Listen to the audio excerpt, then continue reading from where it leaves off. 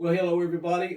As you can see, I did a show recently without Mr. Chestnut, and it was a great show. It was one of the better ones I've ever done. And Mr. Chestnut's been in conferences and other activities, and he hadn't been here. But we're back together as a team, freaking frack or whatever terms you want to call it. Tom and Jerry, here we are.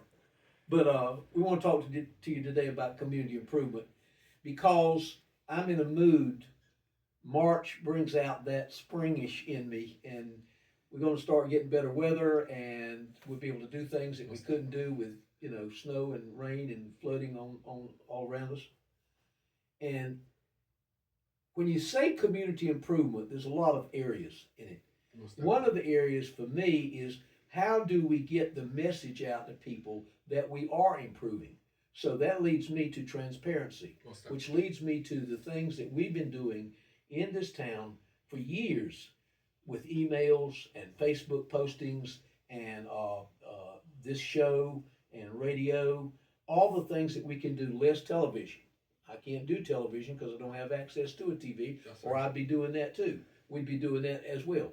But I think one of the things we've improved in this community is not for everybody, not for every single person, because we just can't possibly do that unless I go house to house and door to door, and still we're not going to be able to because not everybody has computers and email.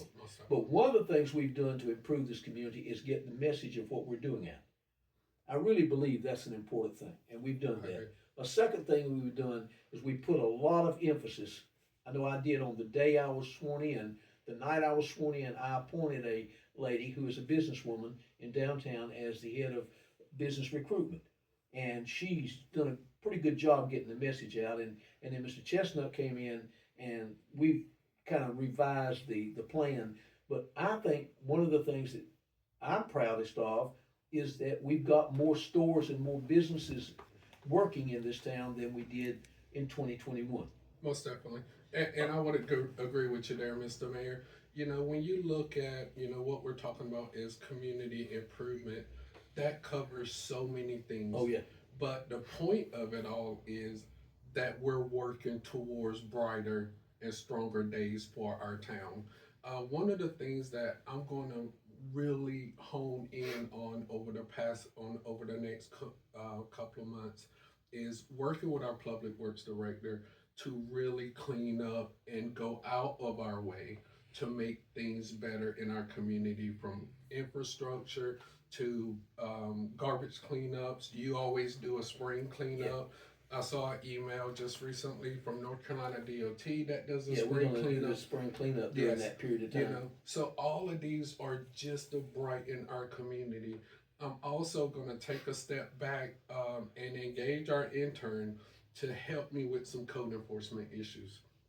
We have a lot of properties here that are second and third generation owned homes that we really have a problem with contacting. Yeah. For me as a town manager, I have taken a step back and said, we can go through and clean up all of these properties and put liens on properties, but we're not going to see a lot of that money back. Yeah. So we're going to take an extra step over the next few months to really dig into the title searches of these properties, try to connect with a family member that really is interested in working with us to get these properties cleaned up and get them redeveloped. This week, I'm going to meet with one of our major owners downtown to look specifically at their property to see what we can do to spruce those buildings up, and it's really going to show a good One of impact. the things that's the most frustrating to me is the length of time. I'm the last person that doesn't understand government regulations. I've been in this job 45 years, mayor and town commissioner. So, it wasn't like I got started last week. That's right. But it still frustrates me that we can't say to a person, you got to move those cars off of that lot. You've got to fix up the front of that building. You can't park all those cars on that property. Because as a history teacher for 44 years in public schools, I have to go back to the original start of America. One of the two things that was the most sacred to them was property ownership. Yes. You can't just 15 minutes, you got 15 minutes to move those 30 cars off that lot. You got 15 minutes or we're gonna charge you and whatever it is that we're gonna charge you. You just can't do that. Yes. And it's frustrating. It's That's very- why I probably wouldn't want your job. That's right. And Yeah. because they ask me, I ask you, you say we're doing the best we can, lawyers involved in it, blah, blah, blah. 7 weeks later, it still haven't been handled. And it makes all of us look like we're not doing Most anything. definitely. When it's reality, it's the law, it's Most the definitely. regulations. And you talked about me being out of town for a conference. One of the conferences I went to was a zoning conference, Right. where North Carolina has all kinds of properties, tied up in court because property owners are pushing back against local government regulations, trying to force them to do things.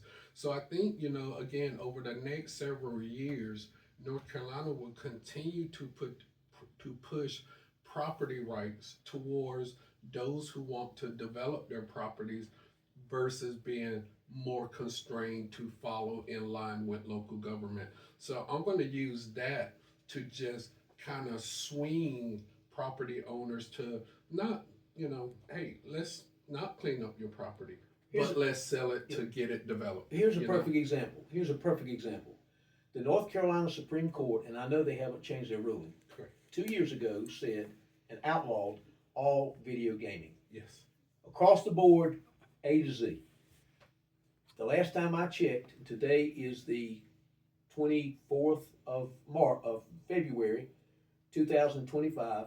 There are video games Yes. still operating in this state. Yes. Now the question asked is why, and the answer is clearly, if I am one of those people and I own or am renting all those machines and I'm making $10,000 a week, the first thing I'm going to do when you tell me I can't is hire a lawyer. That's right. And the lawyer can tie it up in court forever.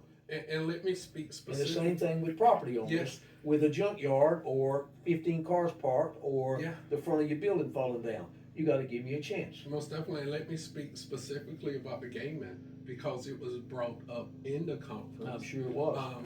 This conference was led by, two gentlemen that are, very familiar with land use law in North Carolina. And that question was proposed, what do we do about gaming establishments? He said, let them open and let law enforcement deal with them or your town attorneys, because if you try to fight them, you're just going to get tied up in court. Forever. For us as a small town with a limited budget, we can't afford to take on those challenges. If we were to spend money on things like that, then people would come out of us and say, why is there's waters currently, just squirting out of the ground? We ain't got money to fix it because we went out the gaming establishment for something so small here in Fairmont. And here's another example, and correct me on the figures. We get $90,000 currently from the power bill. Yes, sir. We have 12 miles of streets that we are responsible for, not state streets, us, Yes, sir. in the town of Fairmont. Yes, sir. $90,000 will pave 1 mile, roughly. Yes. Folks, I ain't the smartest guy in the world. I can't do logarithms and algebra and all that, but I can do simple math.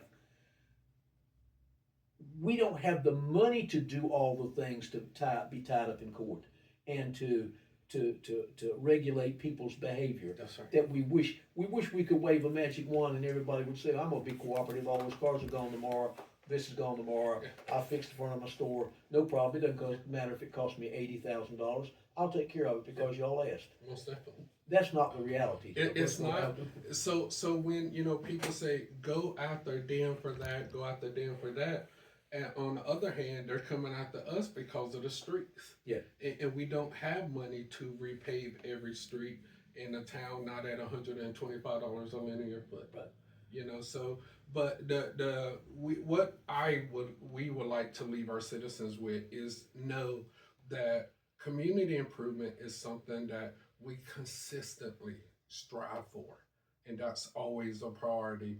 If you aren't seeing community improvement here in the town of Fairmont, you're not asking the right questions. You're not listening to these videos or radio show interviews or looking at the mayor's interviews about how things are going And my last thing is, I want you to be a part of it. Reach out to us to see how you can be a part of what we're trying to do with cleaning up our town. Maybe you can reach out and talk to your neighbor who doesn't talk to us. But those are the things we're going to work on going forward. And my final statement on community improvement is two words: stand by.